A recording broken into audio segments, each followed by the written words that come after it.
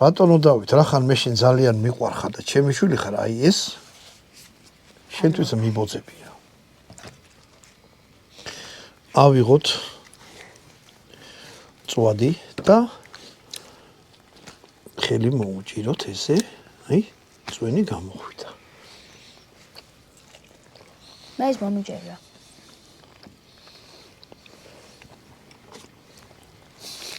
მაგერად ბილია. მაგრამ ანუ ჩვენ რასაც ვწავთ ხოლმე იმისგან ეს ოიმე რადიკალურად განსხვავდება. გემოთიც და